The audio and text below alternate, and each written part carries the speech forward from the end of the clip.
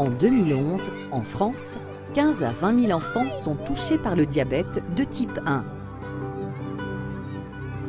Pourtant, très peu d'entre eux sont équipés de pompes à insuline, une solution largement sous-utilisée, peut-être parce qu'elle suscite toujours beaucoup d'interrogations et d'inquiétudes. Le docteur Khoury, pédiatre et diabétologue au centre hospitalier de Hyères, répond quotidiennement aux interrogations des familles touchées par la maladie. Aujourd'hui, il reçoit Zoé.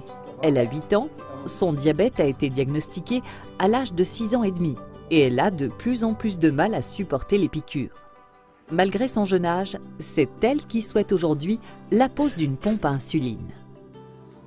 Alors Zoé, pourquoi tu veux une pompe? Parce que je veux arrêter les piqûres, j'en ai marre. La pompe à insuline n'étant pas une baguette magique, une semaine d'hospitalisation sera nécessaire. Pendant cette semaine, elle et sa famille apprendront à maîtriser les différents protocoles indispensables pour bien comprendre le fonctionnement de la pompe et acquérir les bons réflexes en cas d'éventuels problèmes, comme ceux liés au cathéter. Le maître mot de ce séjour sera l'autosurveillance.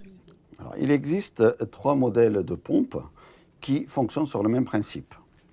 Chaque pompe est composée d'un boîtier et un cathéter. Le boîtier, il est en plastique très résistant qui comporte à l'intérieur un microprocesseur. C'est l'équivalent d'un petit moteur silencieux animé par une pile.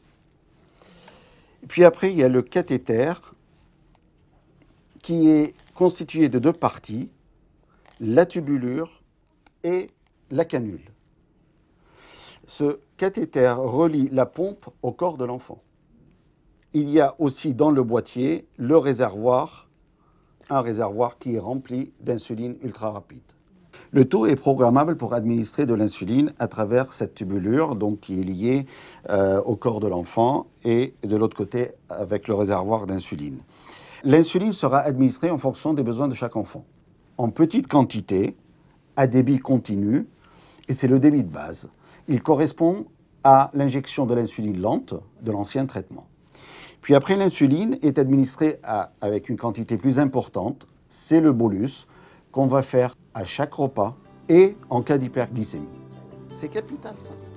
Zoé va donc pouvoir profiter des avantages de ce nouveau traitement qui nécessite l'adhésion de l'enfant et de son entourage. Au revoir, à bientôt.